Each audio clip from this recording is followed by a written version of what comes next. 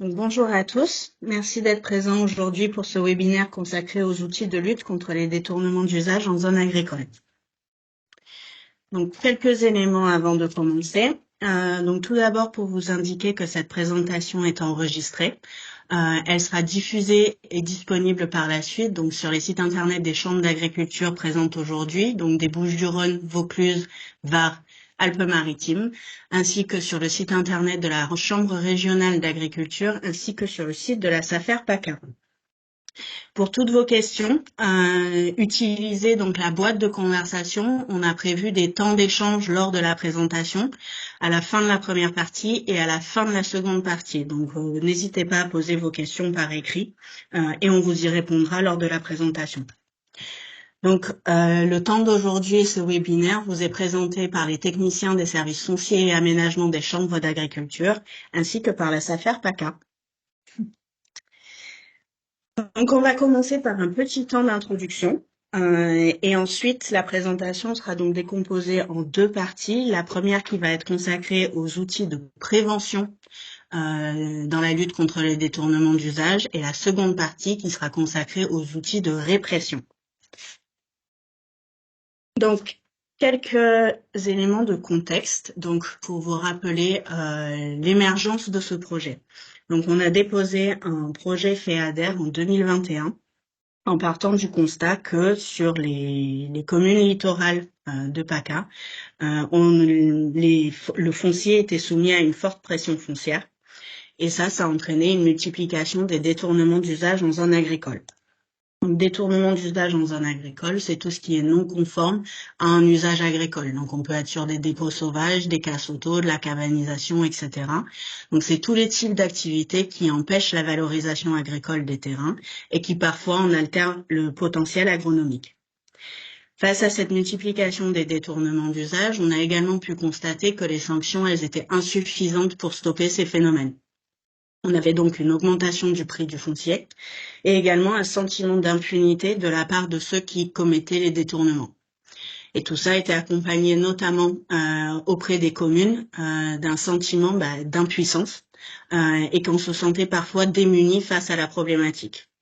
Donc face à ces constats, les chambres d'agriculture et la SAFER ont déposé ce projet FEADER afin de pouvoir mener une étude pour comprendre les mécanismes à l'œuvre et pour pouvoir proposer des solutions de lutte.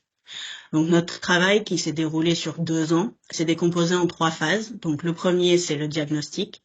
Le second, c'est les moyens de lutte. Donc c'est vraiment ce qu'on va vous présenter aujourd'hui. On a concentré donc les outils de lutte contre les détournements d'usage dans un guide pratique à usage des communes. Et enfin, la troisième phase, c'est la phase de reconquête.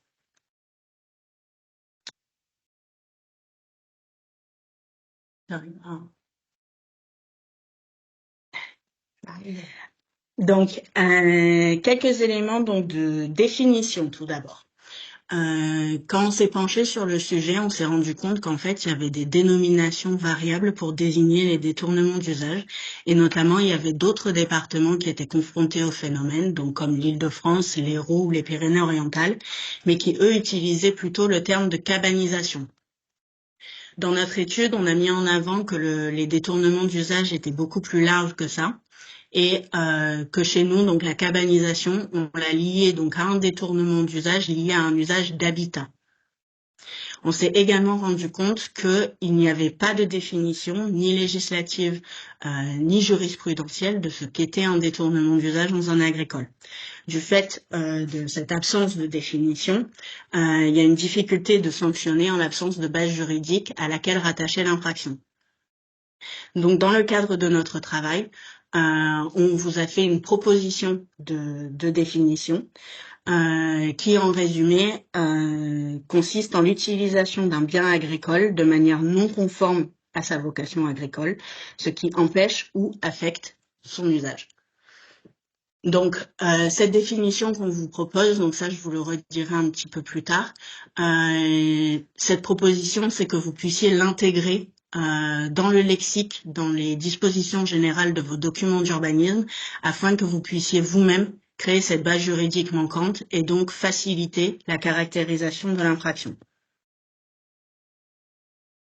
Donc, comme je vous ai dit, notre travail dans le cadre de ce FEADER a été décomposé en 3 phases. Donc, je vais vous représenter rapidement pour que vous puissiez avoir un suivi donc du travail qui a été effectué. Donc, la première phase, c'est celle de diagnostic. Donc, c'était pour comprendre les mécanismes à l'œuvre. Donc, on a fait toute une phase de terrain qui a abouti à la production d'un atlas cartographique des espaces détournés, ce qui nous a permis donc de les localiser, de les quantifier, mais aussi et surtout de les caractériser. Puisque ce premier état des lieux a montré qu'en fait, on avait une diversité de formes des détournements d'usage en fonction des départements dans lesquels on était. Donc, on peut avoir du résidentiel, construction de maisons non liées à un usage agricole, donc pour un agriculteur. On a aussi des détournements d'usage économiques, donc ça c'est le détournement qu'on retrouve majoritairement dans les Alpes-Maritimes. On a ensuite les dépôts sauvages, donc ça c'est surtout dans les Bouches-du-Rhône. On a ensuite terrain de loisirs et sédentarisation. Donc ça, c'est principalement ce qu'on a pu constater dans le département du Vaucluse. Et enfin, on a le phénomène de cabanisation qui est majoritaire dans le Var. Donc malgré la diversité des formes de détournement, on est quand même face à des causes et des conséquences qui sont pourtant très semblables.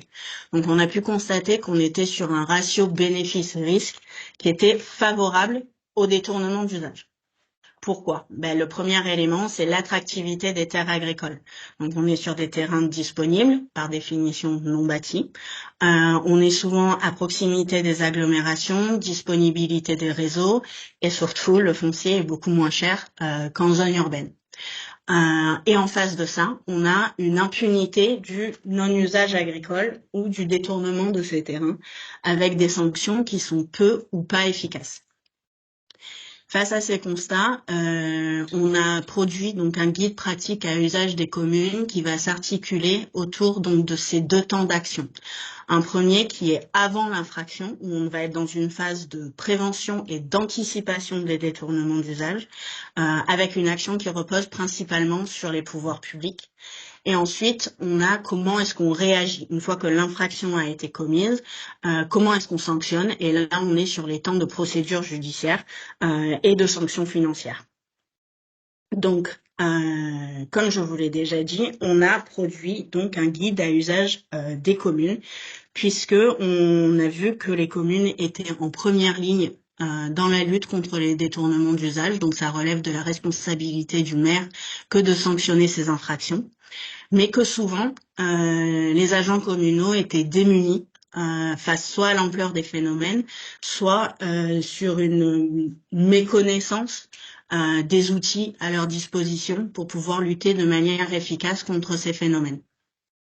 Donc, dans le cadre de notre travail, on a produit donc un guide pratique qui vient synthétiser l'ensemble des outils à disposition des communes, donc qui se répartissent vraiment dans ces 2 temps d'action, la prévention qui se situe avant le détournement et la répression une fois que le détournement a été effectué.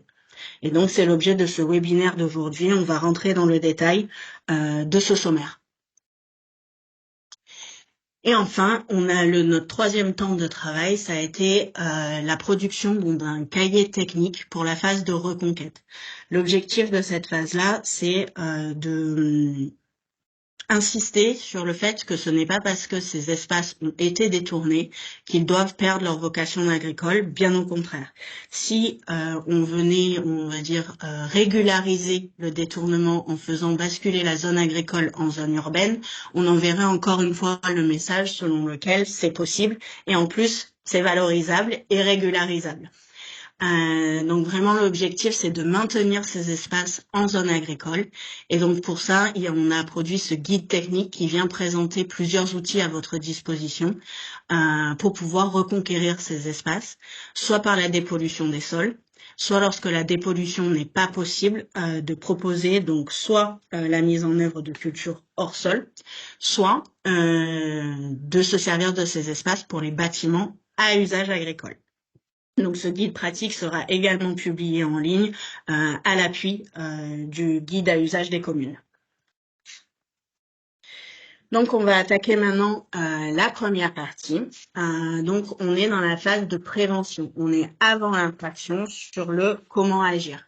Donc, je vous rappelle encore une fois que qu'on aura un temps à la fin de la présentation de cette première partie, un temps de questions-réponses. Donc, n'hésitez pas à vous servir de la boîte de conversation et on répondra à vos questions à la fin de cette première partie.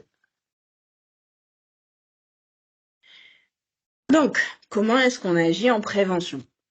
Donc, ce schéma, vous le retrouverez dans le guide. C'est pour vous montrer qu'il y a plusieurs moyens d'agir et il y a surtout plusieurs acteurs. Donc, effectivement, le guide s'adresse aux communes, mais on a pu se rendre compte que les communes ne sont pas seules dans leur stratégie de lutte et qu'il y a en réalité un espèce d'écosystème d'acteurs qui doit se mettre en place pour pouvoir avoir une réponse efficace et efficiente face à ces phénomènes. Donc, par exemple, sur la partie vraiment de planification, on peut retrouver donc la région et les EPCI qui, eux, dans leurs documents de planification et d'aménagement, peuvent venir affiner les diagnostics agricoles pour venir donc au soutien des diagnostics et de l'identification de ces espaces agricoles, ce qui va permettre de mieux caractériser les infractions et donc de pouvoir mieux les sanctionner. Sur la partie d'action sur le foncier, on peut retrouver donc les tribunaux, les actions à mener auprès des procureurs. On retrouve également l'échelon départemental avec la mise en place de certaines actions comme le remembrement foncier, les AP ou les PAEN, et également la SAFER avec des politiques de veille et de prévention. Aujourd'hui, on va vraiment se consacrer sur la partie communale. Donc, qu'est-ce qui, au niveau des communes, peut être mis en œuvre pour lutter contre les détournements d'usage? Donc, la première partie, c'est optimiser la planification urbaine. Donc, la plupart d'entre vous, ou en tous les cas, certaines d'entre vous doivent disposer d'un document d'urbanisme. Et donc, dans ce document d'urbanisme, il s'agit de venir identifier et caractériser vos zones agricoles dans vos diagnostics de PLU. Dans le diagnostic, il s'agit de produire des données qui vont venir à l'appui de votre justification des choix sur le pourquoi vous avez classé certains secteurs en agricole. Donc, il s'agit vraiment de les caractériser de manière spécifique afin de permettre aux juges d'apprécier ce qui est conforme ou non avec l'activité agricole et donc faciliter la sanction. Donc, sur vos zones agricoles dites classiques, il s'agit vraiment de venir spécifier quel type de production pourrait être retrouvé. Donc, au regard des qualités agronomiques, climatiques, etc., quel type de production peut être présent sur ces parties-là de vos territoires. Il s'agit vraiment de rentrer dans le détail. Est-ce qu'on est sur de l'élevage? Est-ce qu'on est sur du verger? Est-ce qu'on est sur de la vigne? Est-ce qu'on est sur de la production maraîchère? Qu'est-ce qui est possible et qu'est-ce qui vient justifier ce classement en zone agricole. Donc, il faut vraiment venir étoffer ces parties-là, puisque en cas de contentieux, le juge va venir examiner ces parties-là de votre rapport de présentation, donc de diagnostic et de justification des choix, pour venir chercher les éléments qui vont lui permettre d'apprécier si l'usage est conforme ou non à la vocation que la commune a choisi de lui donner. Donc ça, c'est pour les zones agricoles classiques. Et ensuite, pour vos zones agricoles détournées, là aussi, le fait de venir caractériser et spécifier de manière précise ce qui s'y passe, ça va vous permettre de justifier votre zonage agricole. Puisque le risque, c'est qu'en termes de usage du sol, donc si je prends mon exemple sur les Alpes-Maritimes, notre commune test, on a des espaces entiers qui pourraient clairement être requalifiés en tant que zone économique. Pour pouvoir justifier le maintien en zone agricole de ces espaces, il faut vraiment qu'il y ait cet affichage politique de maintenir ces espaces en agricole. Donc là aussi, il faut un diagnostic précis pour pouvoir également venir envoyer le message selon lequel ces espaces ne deviendront pas constructibles et qu'il puisse ne pas y avoir ces phénomènes donc de spéculation et de rétention foncière sur ces espaces-là. Donc, quel est l'intérêt de poser un diagnostic précis également sur ces espaces? C'est que ça vous permettrait également de poser donc une orientation de reconquête dans vos PADD avec un zonage et un règlement spécifique. On pourrait même aller plus loin et proposer donc d'avoir des OAP qui viendraient clairement afficher les orientations d'aménagement souhaitées sur ces espaces. Donc ça, c'est le premier outil dont vous pouvez vous servir. Donc c'est vraiment de venir étoffer les diagnostics agricoles de vos documents d'urbanisme. Ensuite, le deuxième outil dont vous pouvez vous servir, donc toujours dans le cadre de vos PLU, c'est venir définir et encadrer plus spécifiquement les détournements d'usage dans les règlements. Comme je vous l'ai dit en introduction, on n'a pas de définition de ce qu'est un détournement d'usage, que ce soit de manière législative ou de manière jurisprudentielle. Et donc, il vous faut venir créer cette base juridique dans le PLU lui-même. Donc, la définition, on vous la propose dans le guide. Donc, on a été accompagné par un avocat pour pouvoir vous proposer une définition qui encadre au mieux ces phénomènes.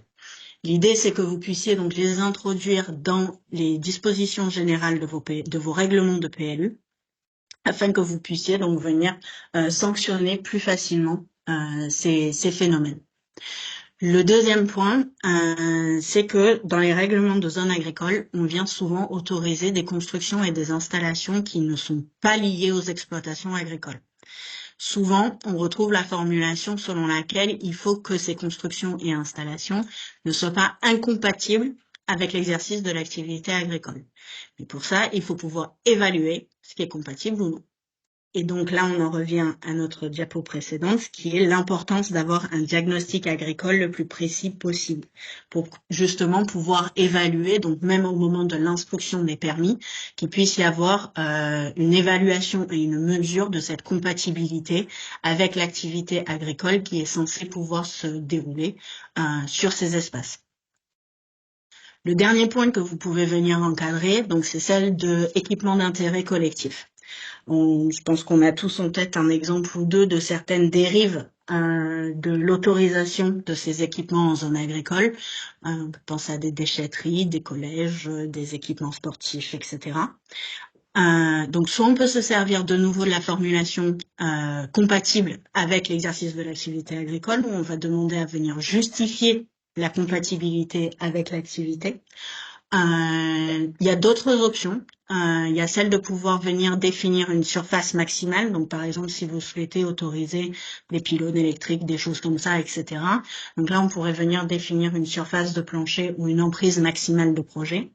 On peut également venir préciser s'il est possible ou non d'accueillir du public dans ces équipements. Et enfin, la troisième outil donc dont vous pouvez vous servir, donc ils sont rattachables à la planification urbaine. Donc là, on sort un petit peu du document d'urbanisme. Donc il y en a deux. Le premier, c'est la zone agricole protégée et le second, c'est le périmètre de protection et de mise en valeur des espaces agricoles et naturels périurbains. L'objectif de ces deux outils, c'est d'envoyer le message selon lequel ces espaces sont protégés dans la durée, dans leur vocation agricole, et qu'il n'y a plus cette possibilité de venir les basculer en zone urbaine et dans zone constructible. Ça permet de limiter la rétention et la spéculation foncière. Donc, la zone agricole protégée, on est sur une servitude d'utilité publique donc qui vient se surimposer au document d'urbanisme. Donc, pour les communes qui ne disposent pas d'un document d'urbanisme, vous pouvez également vous doter de cet outil puisque ça vient protéger la qualité de la production, une situation géographique ou une qualité agronomique. Elle peut être instaurée à l'échelle communale ou intercommunale sur arrêté préfectoral et elle peut être réduite ou retirée que sur avis de la Chambre d'agriculture et de la CDOA et en cas d'avis défavorable d'une de ces deux instances, un avis motivé du préfet. Donc, on est vraiment sur juste un périmètre, il n'y a pas de règles associées, c'est le règlement de votre document d'urbanisme qui vient s'appliquer en dessous. Pour le PAEN, là, on est sur l'instauration d'un périmètre qui va être accompagné d'un programme d'action. Donc, en fait, on va pouvoir être proactif sur le sens qu'on veut donner à ce périmètre et donc reconquête agricole, protection des espaces naturels, valorisation de l'environnement, etc. Cet outil-là, ce qui est intéressant, c'est qu'il dispose d'un droit de préemption spécifique, donc par le département, mais aussi et surtout d'un droit renforcé par la SAFER, qui va pouvoir venir préempter notamment les biens bâtis, et c'est là où ça nous intéresse, puisque la SAFER va pouvoir préempter les biens qui seraient détournés. Donc voilà pour les outils d'optimisation de la planification urbaine. Et maintenant, je vais laisser la parole à la SAFER pour les actions sur le foncier.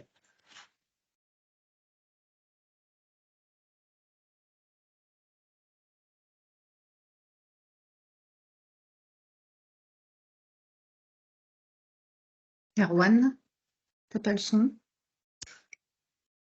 Erwan, on t'entend pas.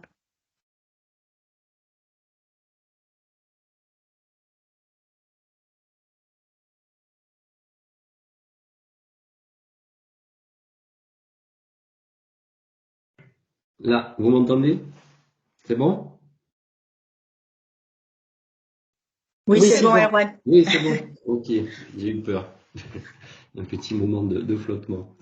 Alors, bonjour à tous. Oui, alors sur l'action de la SAFER, on a la possibilité d'observer à travers les marchés et l'analyse des marchés un certain nombre de phénomènes. Voilà, à un moment donné, les espaces mutent, sont amenés à se vendre, et nous, à la SAFER, comme vous le savez, nous allons voir ces ventes arriver à travers les déclarations d'intention d'aligner, les notifications que les notaires nous font lorsque un compromis se signe. Donc on a une réflexion approfondie pour rendre les mécanismes du marché visibles et compréhensibles. On va étudier les flux de marché.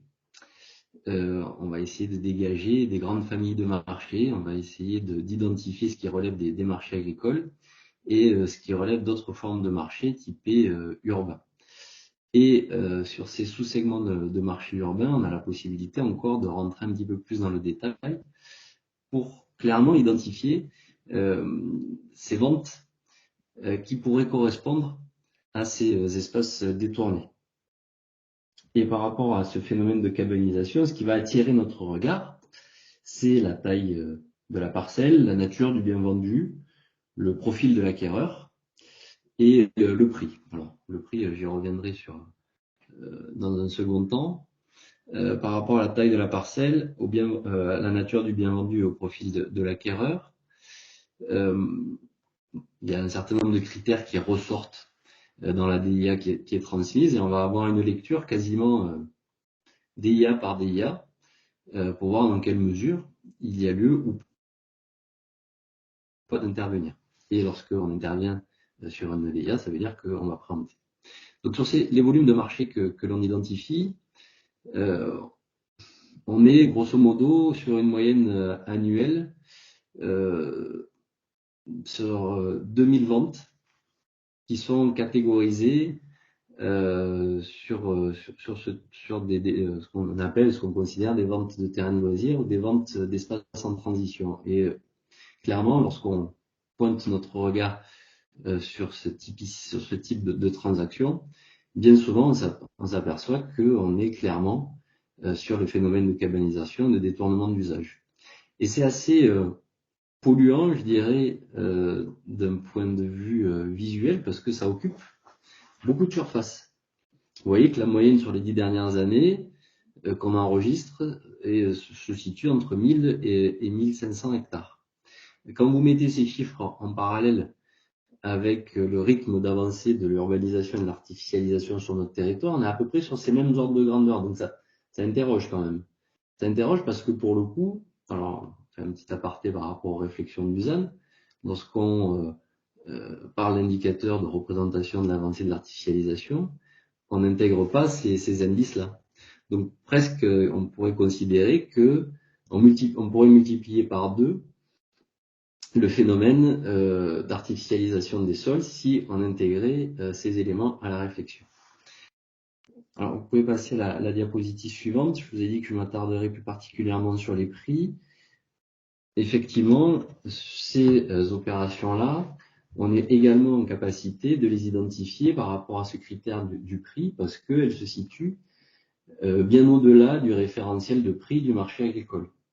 On a tout un travail de caractérisation aussi du référentiel prix des marchés agricoles avec une cartographie qu'on a créée depuis plus de 10 ans, qui est la cartographie des géomarchés, et on est en capacité sur à peu près 200 unités de territoire qui composent notre carte des géomarchés, de clairement visualiser ces opérations qui dépassent le seuil du prix plafond du marché agricole. Donc, pour illustrer mon propos, on a choisi quelques exemples dans le Var, sur Roquebrune-sur-Argence. Vous voyez qu'il y a une opération, donc, la carte qui est à gauche de la diapositive, une opération à plus de 20 € le mètre carré. À Grasse, la carte du milieu, où on est sur une référence qui avoisine les 40 € le mètre carré. Et sur Châteauneuf-les-Martigues, sur le pourtour de l'étang de Berre, sur une référence qui a plus de 10 € le mètre carré. Sur Roquebrune-sur-Argence, la moyenne du prix du mètre carré agricole se situe entre 2, 3, allez, 4 € maximum le mètre carré. Sur Grasse, on est sur un contexte de marché qui est vraiment très tendu, avec les phénomènes d'urbanisation qu'on peut connaître sur le littoral des Alpes-Maritimes. Donc on a des niveaux de prix agricoles qui sont déjà très élevés, autour de 20-25 € le mètre. Mais là, vous voyez qu'on est encore presque au niveau du double. Et sur Châteauneuf-les-Martigues, on est sur un prix moyen de 2-3 € le mètre carré, avec une tension aussi qui est forte liée à la proximité de la ville de Marseille et de toutes les zones périurbaines qu'on connaît. Donc on est à plus de 5 €, on est à 5 fois le prix du marché agricole. Diapositive suivante, s'il vous plaît. Alors, la SAFER, vous devez probablement le savoir parce que vous devez être les communes présentes couvertes par ces dispositifs de veille foncière. La SAFER vous informe dès lors qu'elle reçoit la DIA, si vous avez conventionné à travers une convention d'intervention foncière, elle vous informe le lendemain ou le surlendemain de la réception de la DIA, elle vous informe que cette DIA est sortie. Et donc on a la possibilité d'interagir pour stopper ces ventes et intervenir par l'exercice du droit de préemption. Vous voyez sur la carte du milieu que c'est un droit que l'on exerce de façon assez intensive dans notre région. Plus de 1000 dossiers de préemption initiés en 2022. On est à peu près sur les mêmes ordres de grandeur en 2023, et la moitié de ces dossiers de préemption sont des préemptions en révision de prix. Donc vous comprenez que par rapport à la dérive des prix que j'évoquais tout à l'heure, lorsqu'il y a lieu d'intervenir sur un espace détourné, c'est bien souvent ce qui va motiver notre intervention, c'est ce qui va la déclencher, c'est la dérégulation du marché agricole, et à ce moment-là, on va actionner notre droit de préemption en révision de prix. Le problème, c'est que lorsqu'on préempte en révision de prix, le propriétaire, dans 95% des cas, retire le bien de la vente. On ne va pas maîtriser pour autant le foncier. On le maîtrise lorsqu'on préempte de façon simple, mais on ne peut pas non plus exercer ce droit de préemption indéfiniment sur tout. À un moment donné, ça limite aussi notre champ d'action, et pour autant, on est très très présent sur ces interventions, mais on est un peu victime de cette politique de régulation.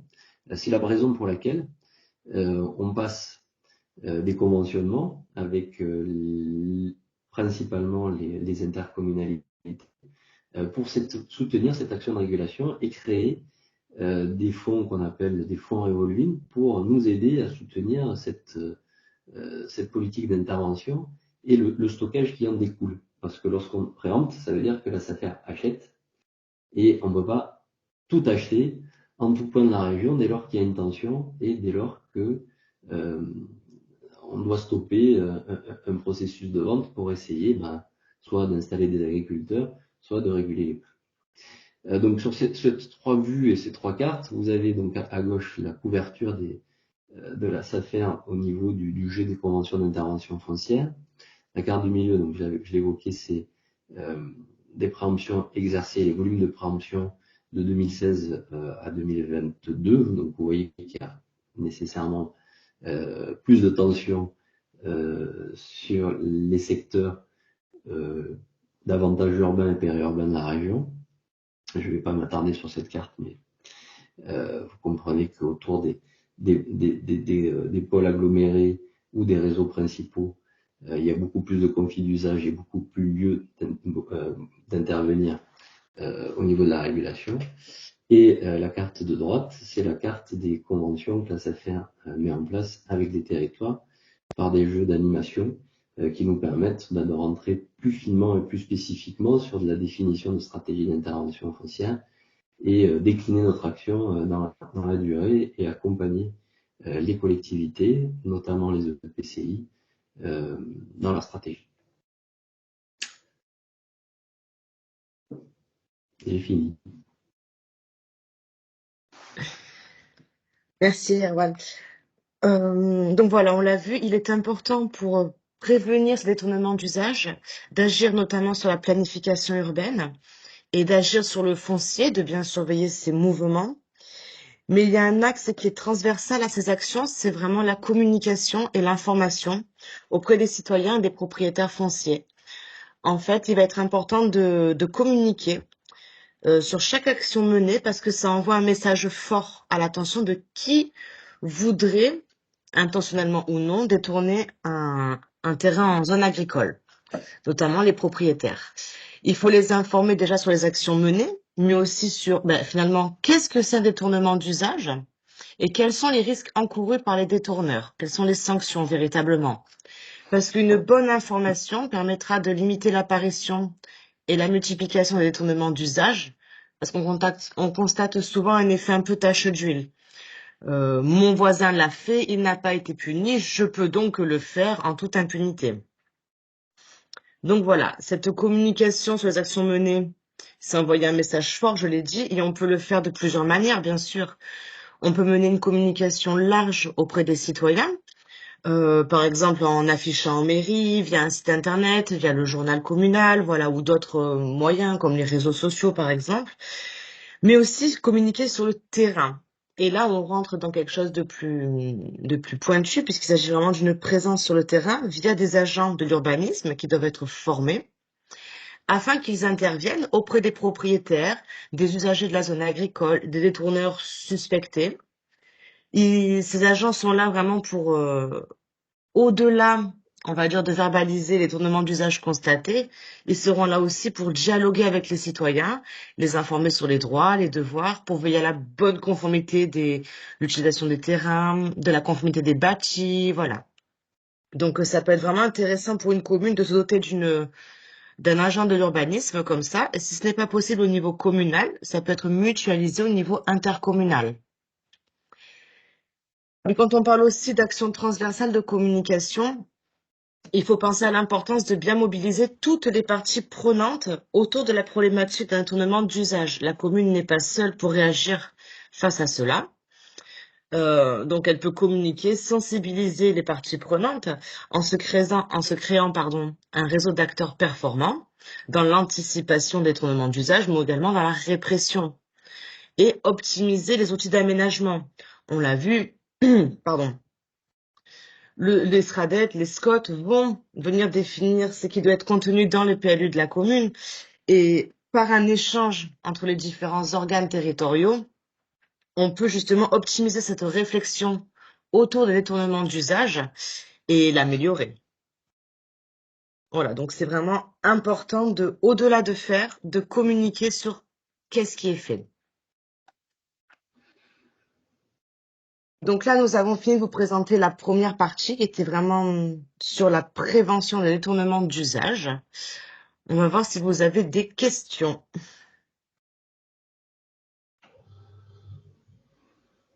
Amélie, est-ce qu'il y a des questions? Alors, on en a une seule qui porte sur plutôt le marché foncier. Une question sur la façon dont on peut intervenir pour faire baisser les prix du foncier.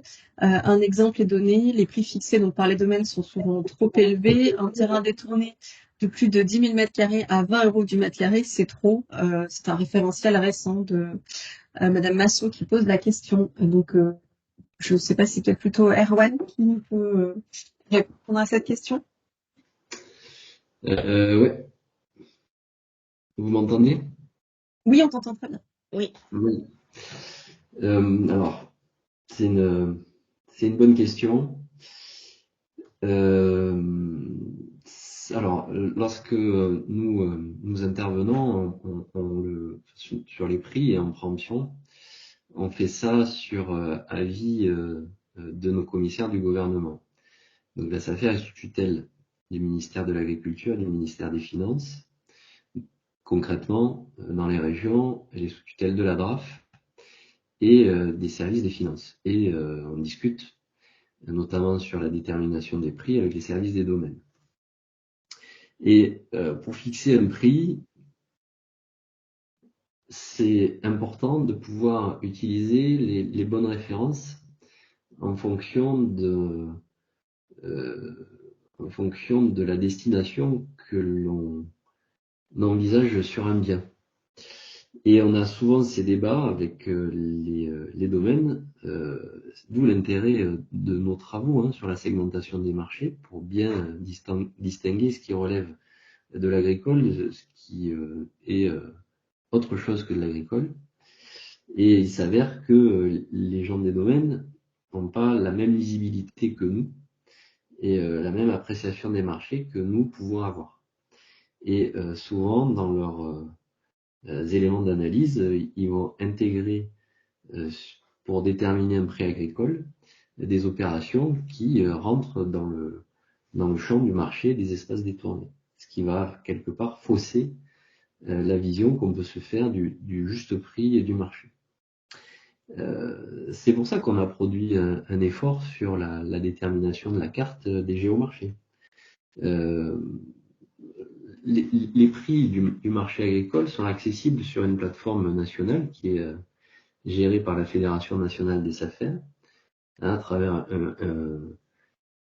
on retrouve dans cette plateforme un référentiel qui est publié au journal officiel, mais qui fausse aussi quelque part la visibilité du prix juste qu'on peut se faire. Et on a, nous, depuis un certain temps maintenant, éprouvé le besoin de s'approprier ces sujets et de les communiquer chaque fois qu'on en a l'occasion. Alors, dans nos études et les diagnostics qu'on produit avec les chambres d'agriculture, systématiquement, on fait ressortir ces éléments, mais de communiquer aussi ces éléments dans les partenariats qu'on peut créer. Et parmi nos partenaires, on retrouve aussi les gens des domaines. On a une convention cadre qui tourne avec les services des domaines où on leur met à disposition nos éléments qui permettent de rendre les marchés plus intelligents. C'est un peu ça, plus lisible. Après, à eux de s'emparer des outils qu'on leur met à disposition. Mais on est un peu jugé parti dans cette affaire, parce qu'on est sous le contrôle des services des finances. On leur demande leur avis sur les prix que nous allons fixer et catégoriser, et eux ont un rôle de censeur par rapport à cela. Donc ils ont leur libre arbitre, et libre à eux de faire un pas de côté et d'aller choisir des références pour construire un prix, et ça, on peut difficilement le maîtriser.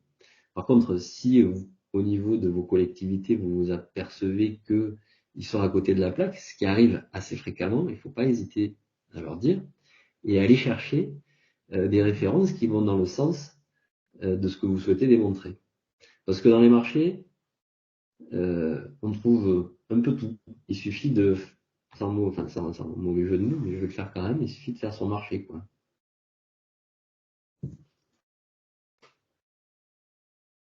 Merci Erwan. Alors, il y a une autre question à laquelle je pense que tu as répondu dans ton déroulé, qui était de savoir justement s'il était possible de travailler avec les domaines pour changer ça. Donc, je pense que tu as expliqué le partenariat qui existait.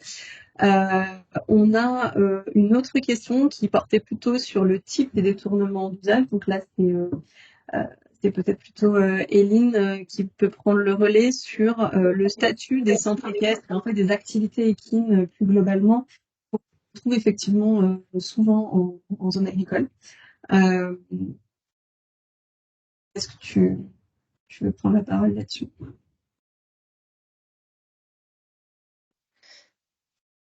Oui, alors c'est moi qui vais peut-être répondre à cette question. Donc Emmanuel Land, de la Chambre d'agriculture du Var. Aujourd'hui, les activités équines qui relèvent du régime de la mutualité sociale agricole sont considérées comme des activités agricoles.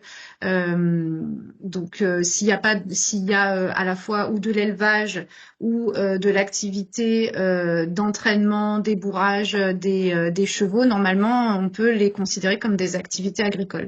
Il y a une circulaire au niveau national qui donne plus d'éléments là-dessus, qu'on pourra peut-être vous partager si vous souhaitez avoir ces informations-là. Je ne sais pas si j'ai répondu. Après, il y a des activités qui relèvent de tout ce qui est commercial, activité commerciale. Si c'est juste de, de, de l'entraînement, alors pas de l'entraînement, je sais plus exactement, peut-être du loisir, voilà. Elles sont considérées comme des activités qui relèvent plus du volet commercial et donc elles ne relèvent pas du régime agricole et donc ne sont pas censées être en zone agricole. Mais il y a des subtilités et des nuances qui sont difficiles à appréhender. C'est vrai que c'est souvent des difficultés qu'on a par rapport à ces activités en zone agricole. Mais voilà, il faudra regarder dans la fameuse circulaire dont je vous parle pour avoir exactement toutes les informations. Mais je pense qu'effectivement, on pourra peut-être la communiquer par la suite quand on vous enverra peut-être les liens pour la vidéo disponible. Je ne sais pas comment on va procéder, on va y réfléchir peut-être pour vous transmettre ça. Euh, alors, du coup, la question qui vient d'arriver, je pense, est un petit peu reliée. Oui, il n'y a pas nécessité qu'il y ait que de la reproduction pour être considéré comme activité équine en zone agricole. J'ai pas forcément toutes les réponses à ces questions, mais je vais regarder sur la circulaire et je vous ferai un retour. À ma connaissance, le gardiennage de chevaux, s'il s'agit de particuliers qui se mettent d'accord entre eux pour mettre des chevaux sur un terrain de façon à monter le dimanche matin, on n'est absolument pas sur une activité agricole. Voilà, qu'il y a aussi la question du statut de celui qui met le cheval sur un terrain, qui est une construction ou pas d'ailleurs, il y a une atteinte en fait à la nature même de la destination agricole du sol. Et donc le simple fait de mettre des chevaux sur un terrain qui n'ont absolument pas une vocation agricole est une infraction en soi. Voilà, donc ça, ce sont des éléments, effectivement, je pense on va essayer de les remettre en ordre, on va dire, pour vous répondre mieux a posteriori, mais voilà pour les grands éléments de réponse pour ce matin. On a également une remarque sur le ZAN. Quelqu'un qui nous dit il va y avoir un enjeu de maîtrise encore plus fort de ces détournements car ces espaces seront comptabilisés dans les espaces artificialisés à partir de 2031 et viendront donc en concurrence avec des espaces de plus en plus rares qui auraient été choisis par les collectivités. Voilà, je ne sais pas si Erwan, tu souhaites rebondir sur ça ou pas, mais sinon voilà, c'était plus une remarque, on va dire, qu'une question. On fait en tout cas, on fait en sorte au niveau de notre fédération nationale d'intégrer, que ces indicateurs-là soient bien intégrés. On parle, nous, de consommation masquée. Et à l'occasion du séminaire du ZAN qui a été organisé par l'ADREA en novembre dernier, intervenu dans ce sens-là pour mettre en perspective cet indicateur de consommation masquée avec nos travaux sur les détournements d'usage. Merci. Madame Chauveau, bonjour. Oui, effectivement, je confirme donc ce que je viens de réitérer sur les chevaux de loisirs de particuliers. Voilà. On a une question sur les logements existants qui sont vendus séparément des exploitations existantes et qui impliquent la création d'un nouveau logement pour le futur exploitant.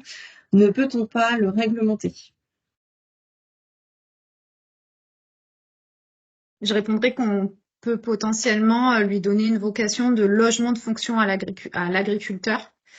Nous, en tout cas, dans le Var, c'est là-dessus qu'on va s'orienter parce que du coup, ce serait pas dans la destination d'habitation, ce serait dans la destination d'exploitation agricole. Et dans ce cadre-là, quand une exploitation agricole enfin, serait est vendue, on ne pourrait pas détacher le logement de fonction qui est complètement partie prenante et qui fait partie intégrante de l'activité agricole. Mais à ce jour, effectivement, il y a des détachements qui se font de logements. Après, aujourd'hui, parce qu'aujourd'hui, ces logements sont considérés comme ont une vocation d'habitation et une destination d'habitation dans le code de l'urbanisme. Et donc peuvent être détachés de l'exploitation agricole pour être vendus à part. Après, aujourd'hui aussi, ce qu'il faut savoir, c'est qu'on a de plus en plus d'activités agricoles qui ne nécessitent pas la présence permanente de l'exploitant sur place. Donc, les permis pour logement pour exploitants sont de plus en plus difficiles à obtenir. Manuel, on a une remarque aussi Oui. sur le contrôle des divisions en zone agricole. Donc je laisse peut-être répondre, sachant qu'il y a un petit peu peut-être comme la question du logement qu'on vient d'aborder. On va dire qu'aujourd'hui le cadre légal est pas très aidant et que s'il évoluait, ça serait peut-être plus simple. Mais voilà. Tout à fait. Alors, par rapport au contrôle des divisions parcellaires en zone agricole, il existe aujourd'hui une possibilité d'avoir un œil sur ces divisions parcellaires en zone agricole. C'est la fameuse délibération que les communes peuvent prendre pour soumettre à déclaration préalable une division parcellaire en zone agricole. Le souci qu'on a aujourd'hui, c'est comme disait Amélie, c'est que on n'est pas très aidé au niveau législatif, mais c'est quand même un outil qui peut permettre aux communes de contrôler ces divisions-là. Par contre, il faut que cette délibération soit motivée pour un ordre plutôt environnemental, avec des questions environnementales ou paysagères. Voilà. Donc, on a aussi là des exemples de communes qui ont pris ces délibérations et qui soumettent donc à autorisation préalable les divisions parcellaires en zone agricole. Et donc, on pourra aussi vous mettre un exemple, vous envoyer un exemple en parallèle de ce webinaire pour que vous puissiez vous appuyer dessus pour prendre cette délibération au sein de vos communes.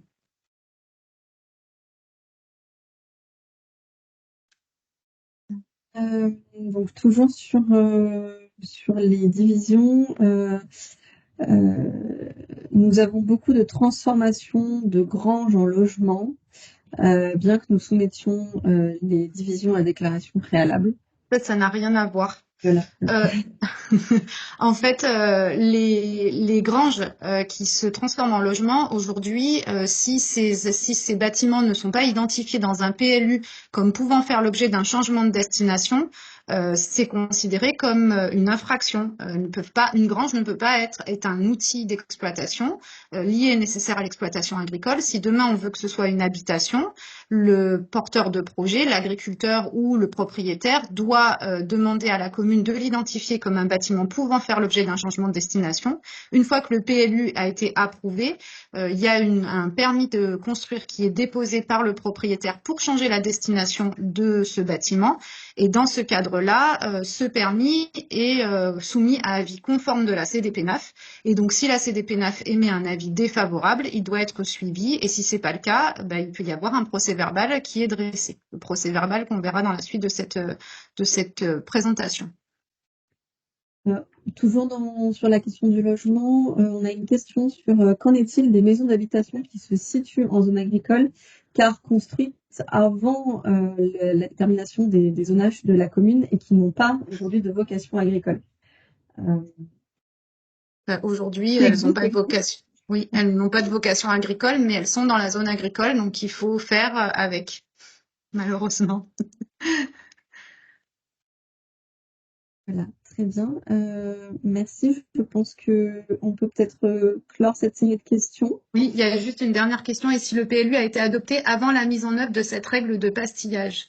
Alors, la règle de pastillage, j'imagine que c'est celle dont je viens de parler, qui est l'identification des bâtiments pouvant faire l'objet d'un changement de destination. Aujourd'hui, c'est la règle en fait, même si le PLU a été adopté avant cette règle-là, aujourd'hui, un bâtiment ne peut pas faire l'objet d'un changement de destination s'il n'a pas été identifié au PLU. Donc, il faut qu'il y ait une révision, une modification, je pense, simplement du PLU pour intégrer cette notion-là de changement de destination, de possibilité de changement de destination. Sinon, c'est pas légal. Je me trompe pas, Amélie? Tout à fait. Mais j'avais sauté cette question pensant dans mon esprit qu'elle était assimilée à la précédente, mais parce que j'avais mal compris la question. Mes excuses. Merci pour la réponse. Bon, donc cette fois-ci, je vous propose de clore cette série de questions et de passer à la partie répression. On aura de nouveau un temps d'échange questions-réponses à l'issue. Merci. Théo, je pense que c'est à toi. Oui, donc bonjour à tous et à toutes, dans Théo Doise de la Chambre d'agriculture de Vaucluse. Donc dans cette partie 2, nous allons voir comment réagir face à un détournement d'usage, enfin face à une infraction. Donc comme pour la première partie, tu peux passer à la suite, à la diapo suivante. Donc comme on l'a pu le voir pour la première partie, un schéma synthétique des actions et des outils a été réalisé, qu'on peut retrouver dans le guide, et qu'on peut retrouver aussi de manière plus précise. Donc comme on peut le voir, il existe plusieurs outils et actions de nature différente à mettre en place de manière concomitante ou complémentaire. Donc on a des mesures coercitives, par exemple ce qu'on va voir de suite après, la mise en demeure avec astreinte, la saisie du matériel, des matériaux et les scellés, qui peut être accompagné de sanctions financières dans l'application d'astreinte ou de consignation, qui peuvent faire suite à une mise en demeure. Il existe aussi des moyens de reconquérir le foncier par la mobilisation de subventions, donc comme il existe dans le département du Vaucluse, le département a en place un fonds départemental qui permet aux agriculteurs de déposer des demandes d'aide dans le cadre de remise en culture, mais il existe d'autres fonds possibles, peut-être plus dédiés aux collectivités pour essayer de remettre en état une parcelle qui a été détournée. Pour les autres actions, on va le voir progressivement. Ce sera aussi Emmanuel Lang qui va vous parler notamment des procédures judiciaires, des plaintes avec constitution de partie civile. Moi, je vais vous parler plus précisément de ce qu'on peut faire dans l'immédiat pour justement éviter qu'un détournement ait trop d'impact sur le sol, sur la fonction du sol, sa qualité. Tu peux mettre la diapo suivante. Donc voilà, l'enjeu est de faire cesser l'infraction pour que l'altération du sol ne soit pas durable ou irréversible. Ceci afin de ne pas compromettre la capacité de production d'une parcelle. Comme on a pu le dire en introduction, une fois qu'un sol a été retourné, a été compacté, enfin, a été dégradé, il reste quand même difficile de retrouver sa nature initiale, sa qualité initiale, ou c'est très coûteux. Vous pourrez voir dans le guide technique de la remise en culture, en état. Donc, une fois que l'infraction a été faite, normalement, la première action, c'est le PV d'infraction. Mais concomitamment ou de manière complémentaire, on peut mettre en place plusieurs choses. Donc, tout d'abord, il y a le référé judiciaire, avec des mesures conservatoires qui peuvent être décidées ou des remises en état qui peuvent être imposées. Des mesures conservatoires plus de la compétence du maire dans la mise sous scellé. avec saisie du matériel et des matériaux, ou l'arrêt interruptif de travaux dans les AIT. Et ensuite, on verra ce qui a été mis en place récemment dans la mise en demeure, qui peuvent être sous astreinte, avec astreinte ou sous consignation. Dans le référé judiciaire, il est régi par l'article 835 du Code de procédure civile. Donc pour rappel, c'est une décision qui est prononcée, qui est exécutoire, mais ne constitue pas un jugement sur le fond. C'est vraiment pour essayer en attendant, mais voilà, cette décision sur le fond, d'essayer de conserver pour nous, pour le cas des parcelles qui sont détournées, son état, sa fonction première. Donc c'est des mesures conservatoires qui peuvent être prescrites, des mesures de remise en état qui peuvent s'imposer.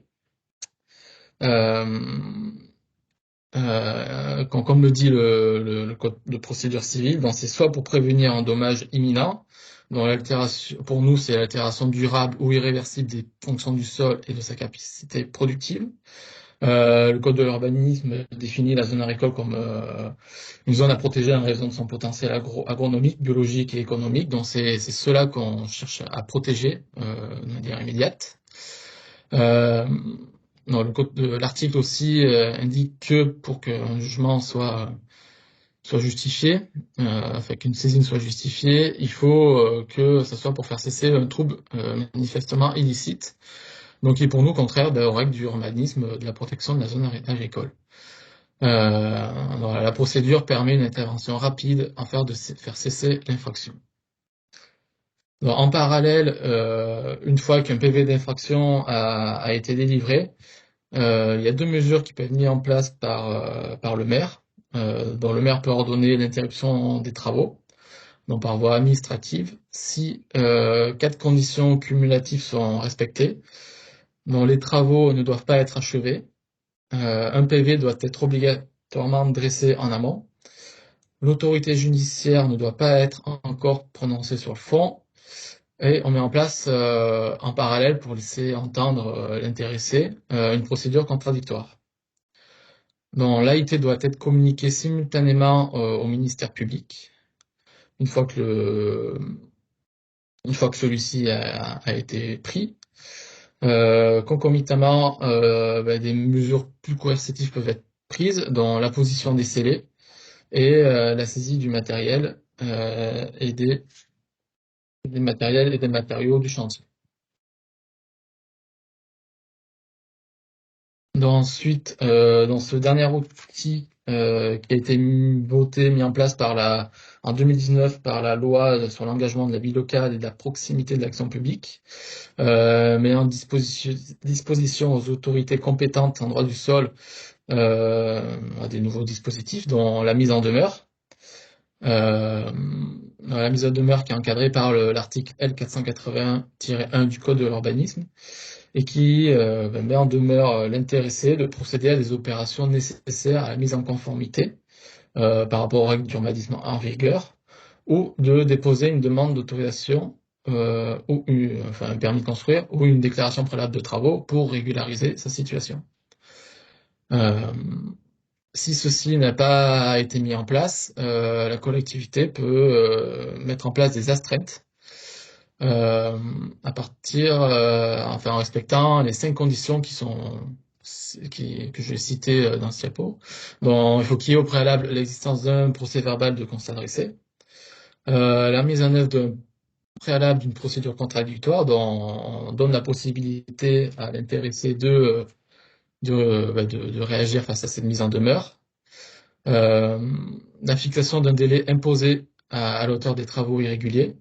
Dans le courrier qu'on envoie à l'intéressé, on indique à partir de telle date, si les travaux de régularisation ne sont pas réalisés, la commune, donc l'autorité compétente, peut mettre en place des astreintes.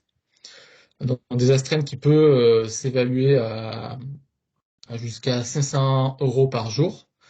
Dans ce montant est fixé en fonction de l'ampleur de la construction et des mesures et des travaux prescrits comme des conséquences de la non-exécution. Voilà, on vient évaluer un peu l'impact des travaux sur sur le foncier. Il y a aussi la définition des mesures imposées. Donc, qu'est-ce que la collectivité attend?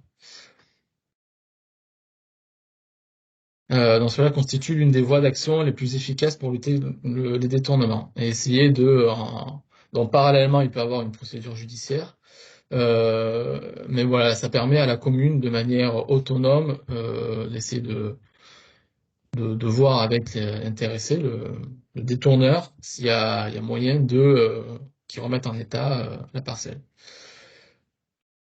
Ensuite, s'il y a un cas d'inexécution par l'intéressé des injonctions de la mise en demeure, l'intéressé sera obligé de consigner une somme équivalente au montant des travaux à réaliser auprès d'un comptable public. Donc cela constitue un outil complémentaire.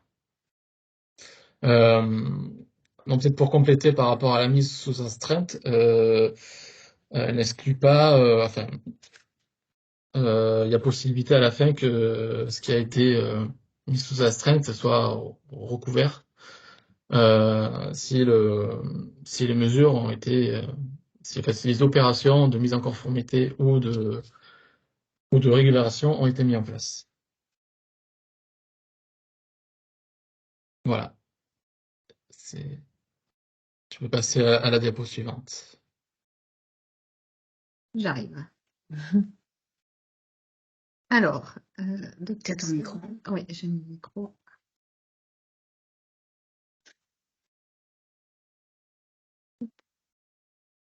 Donc, on passe à la suite. Donc, le temps de la répression plus longue, à savoir la sanction pénale. Donc, ce qu'il faut savoir, c'est que il est important de noter que les infractions au code de l'urbanisme, dont on parle depuis le début de la présentation, elles constituent dans leur grande majorité des délits et sont donc traitées par les juges du tribunal correctionnel. Ces infractions peuvent être punies par plusieurs types de peines, soit une peine d'emprisonnement qui peut aller jusqu'à 10 ans maximum, soit une amende, soit des dommages et intérêts si la victime de l'infraction se porte partie civile. Le juge pénal peut également ordonner des mesures de restitution, c'est-à-dire une remise en état du terrain, démolir les ouvrages construits assortis en général d'un délai et accompagnés d'une astreinte si le délai n'est pas respecté.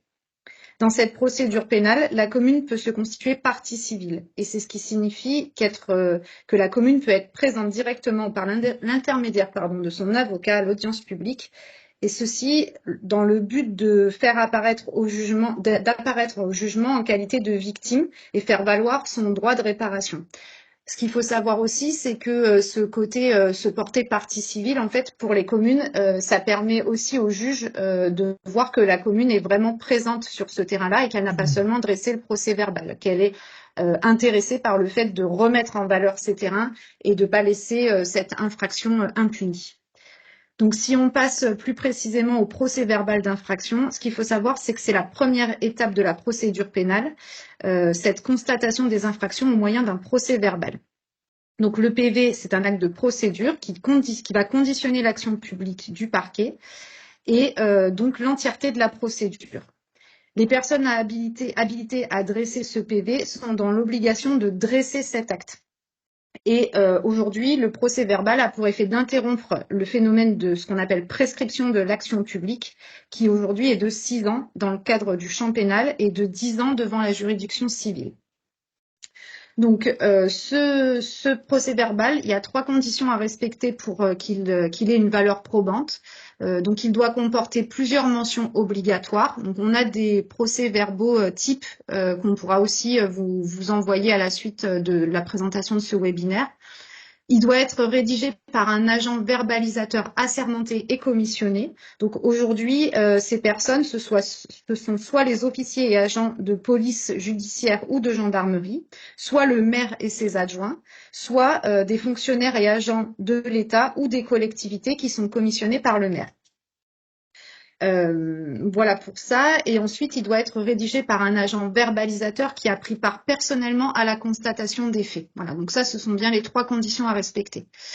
Et en termes de points de vigilance à avoir pour éviter le classement sans suite, donc c'est d'abord de faciliter la caractérisation des infractions, notamment par l'emploi des codes NATINF, donc nature de l'infraction.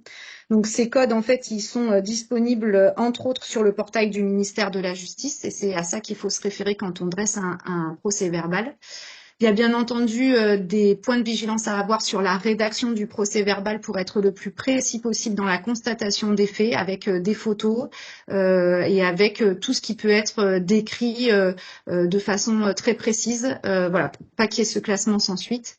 Et ensuite, il y a un point de vigilance également à avoir sur l'identification de l'auteur de l'infraction, pour savoir quel auteur est poursuivi pour quelle infraction.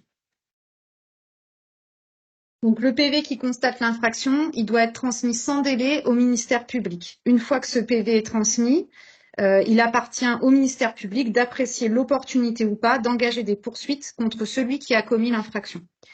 C'est donc le ministère public qui lance l'action en saisissant un service d'enquête judiciaire afin de mettre la procédure en état d'être jugée. Une fois l'enquête terminée, donc à savoir que cette enquête aujourd'hui elle est composée d'une audition du mis en cause, de la détermination exacte de la personne qui est responsable de l'infraction et également de la vérification de l'existence d'une possible régularisation de l'infraction.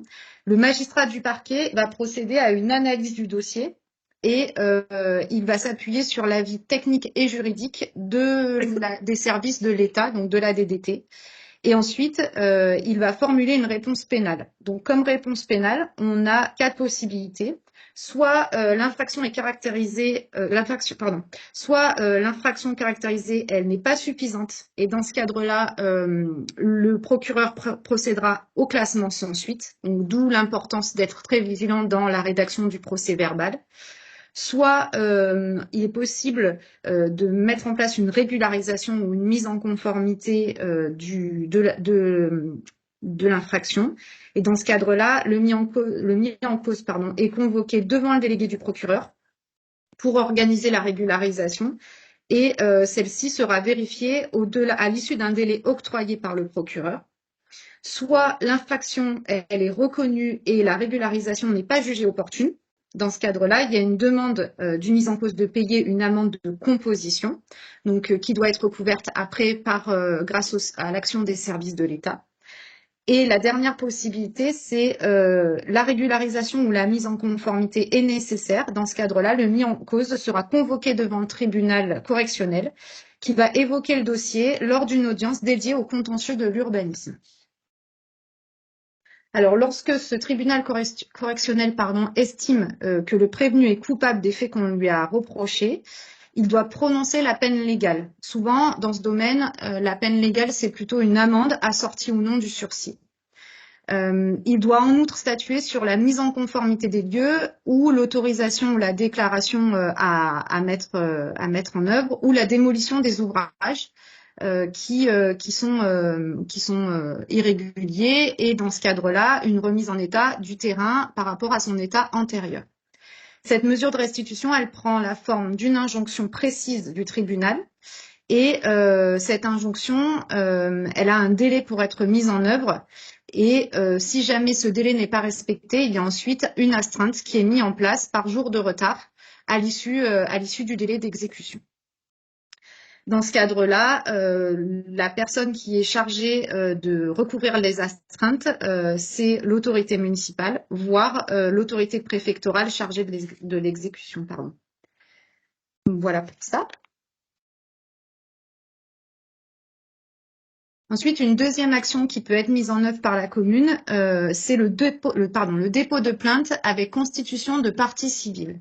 Donc, cette action, elle ne peut être réalisée que si le dossier a été classé sans suite ou si la plainte a été déposée auprès du procureur depuis au moins 3 mois et qu'aucune suite n'a été donnée.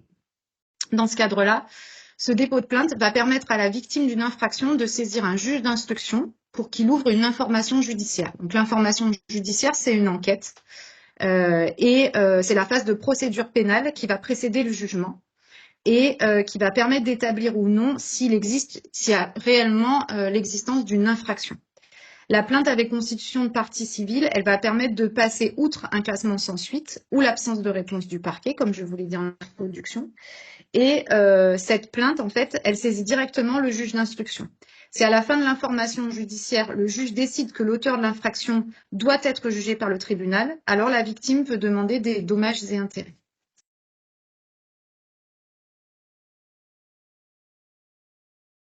Par contre, oui, un point de vigilance à avoir sur cette plainte avec constitution de partie civile, c'est bien de prévoir un budget important parce que le coût induit par la procédure pénale est non négligeable. Alors, j'ai pas forcément de fourchette à vous donner, mais je sais que c'est un coût important pour les communes et il est nécessaire de s'entourer aussi d'un conseiller spécialisé par rapport à cette plainte.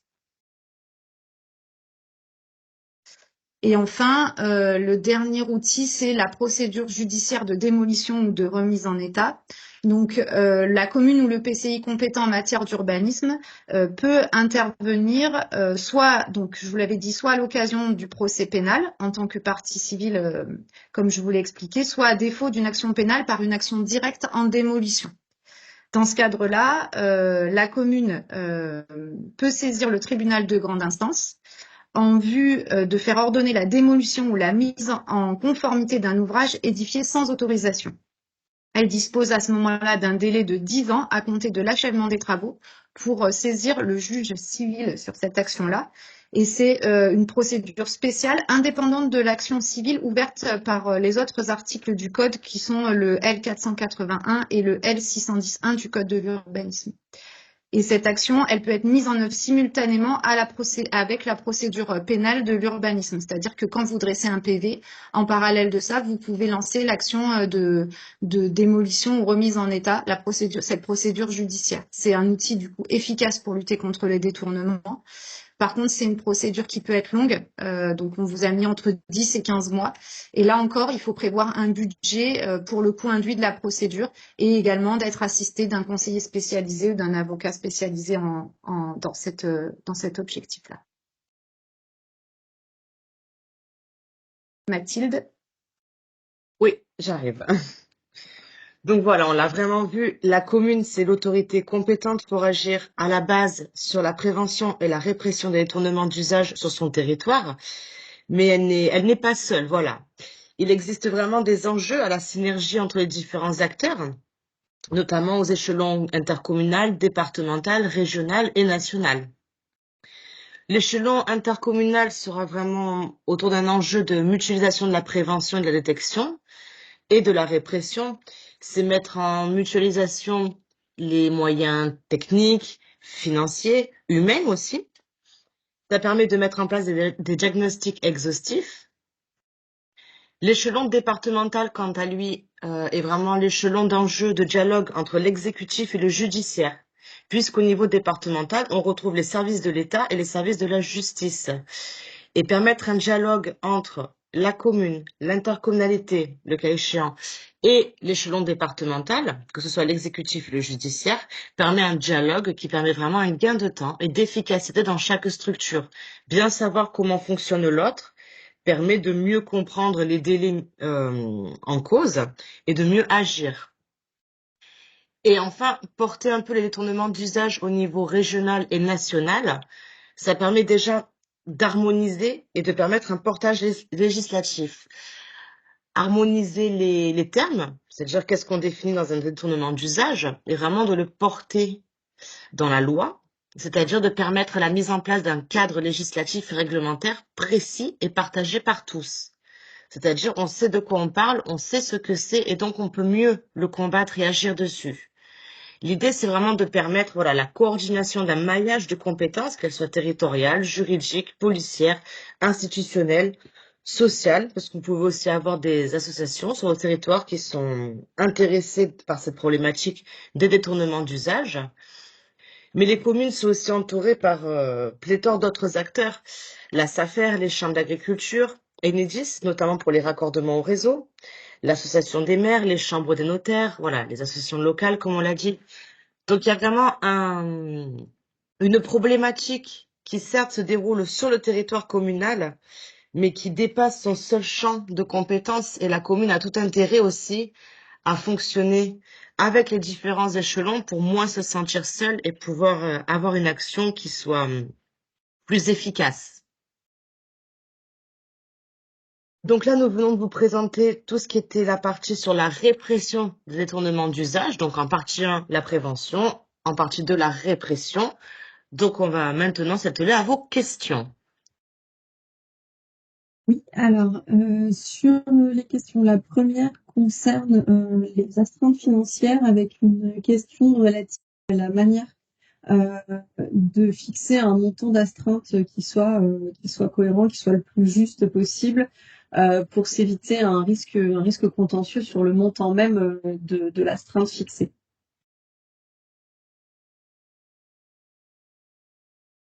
Amélie, tu as une réponse à ça?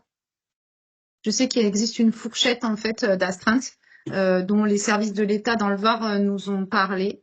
Après, je vous avoue, je l'ai pas sous les yeux, mais là encore, je me note de pouvoir la communiquer. Oui, alors moi j'ai pas de réponse plus précise que ça. Je sais simplement que la ville d'Avignon l'ayant mis en place, je sais que Monsieur Dallon est présent là dans la visio et qu'il pourra sûrement nous communiquer des éléments qu'on pourra peut-être communiquer plus largement par la suite. Voilà. Voilà, il nous dit qu'ils ont pris une décision municipale pour cela. Voilà, donc on fera le point avec la commune d'Avignon pour donner une illustration, un exemple, et on communiquera les éléments. Voilà. Sur les autres questions, on a une question relative aux décharges sauvages, avec donc la demande qu'on puisse échanger sur cette question. Je pense que la question est notamment relative à l'assermentation des agents, puisque souvent les agents municipaux sont assermentés sur le code de l'urbanisme et pas nécessairement sur le code de l'environnement, d'où leur difficulté à pouvoir dresser un PV d'infraction sur ces volets-là. On nous donne un exemple de PV pour mobil-home en zone agricole en 2019 qui n'a toujours pas été jugé. Alors après, c'est la question dévie légèrement sur une problématique qui est soulevée par plusieurs personnes dans les questions-réponses sur la longueur globale et la difficulté globale du suivi des procédures. Voilà, donc on a un peu deux aspects en un. Sur la première question, les décharges sauvages, si l'agent est pas assermenté sur ce volet-là, il peut y avoir la police de l'environnement ou faire appel aussi au service de la DDT. Je sais que nous, dans le Var, on a des agents verbalisateurs au service juridique de la DDTM qui sont en mesure de dresser des PV, que ce soit pour la police de l'environnement ou que ce soit pour la police de l'urbanisme. Donc peut-être il y a cette possibilité-là. Et après, sur la longueur des procédures, oui, les procédures sont très longues, parce qu'aujourd'hui, les tribunaux sont engorgés, clairement, et qu'on n'a pas forcément d'audience de l'urbanisme toutes les semaines, hein. Ce sera même plus tous les mois, si on arrive à en faire une tous les mois. Et c'est vrai qu'il y a énormément de dossiers qui arrivent au parquet et énormément aussi de dossiers qui sont pas forcément très bien ficelés et donc classés sans suite.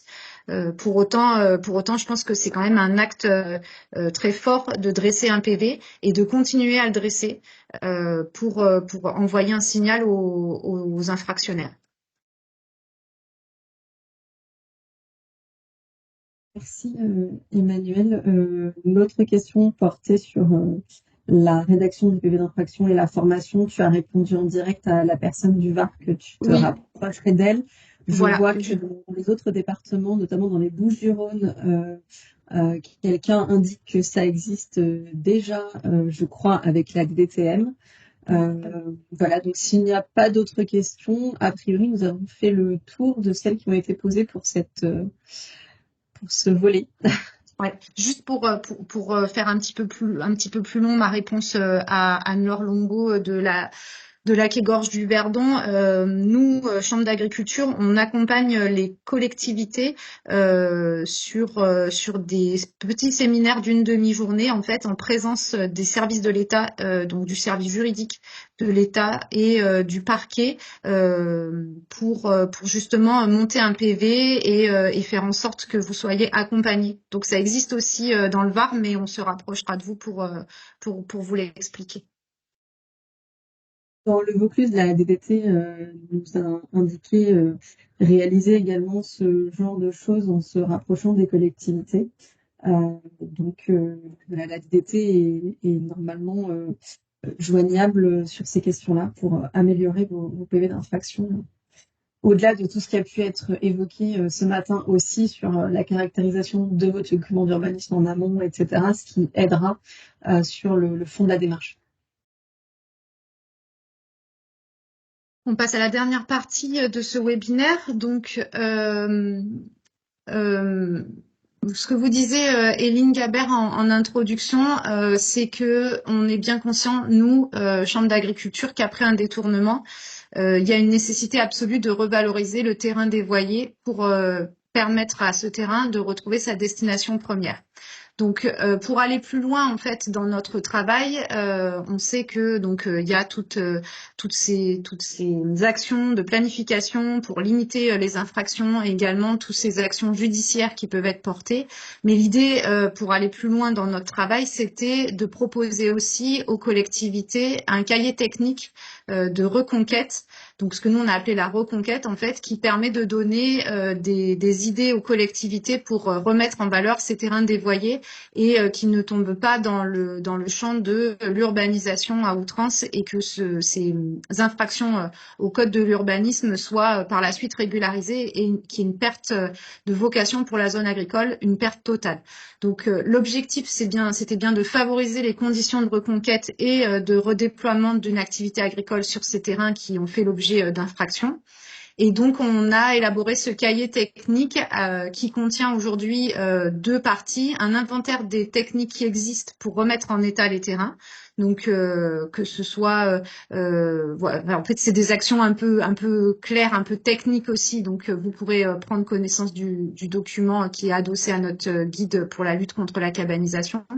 Et après, on aura aussi dans ce cahier technique des actions de revalorisation ou de valorisation par l'agriculture adaptées aux différents contextes, à savoir comment on remet en culture un terrain en le dépolluant, comment on travaille sur des notions de culture hors sol sur ces terrains qui ne peuvent pas être dépollués, et comment on utilise les terrains où les surfaces ont été artificialisées pour les laisser dans le champ agricole et permettre, par exemple, qu'ils soient utilisés pour des bâtiments techniques agricoles et plus pour de la culture. Donc tout ça, ça va être, c'est adossé à notre cahier technique et à notre guide. Donc ça va être publié en même temps que le guide sur la lutte contre la cabanisation. Et ensuite, toujours pour aller plus loin, donc on a ouvert un petit peu des perspectives et on est allé voir sur d'autres territoires des retours d'exemples, notamment donc des services de l'État dans l'Hérault ou des services de l'État dans les Pyrénées-Orientales.